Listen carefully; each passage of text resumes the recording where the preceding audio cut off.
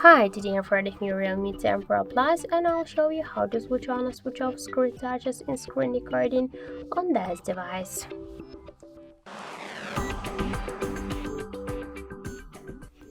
So first open the settings application and then scroll down to additional settings.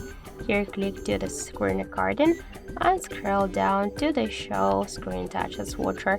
Just to turn them off or turn them on, we should click on this switcher and that's it. Also, we have one more way how we can launch the screen recorder settings. First, open the notification panel shortcuts and find screen recording icon. After that, hold it for a while, and by this way, you can launch the same screen recorder settings and to turn on or turn off the screen touches. So that's it. Thank you for watching. And if you find this video helpful, don't forget to leave a like, comment, and to subscribe our channel.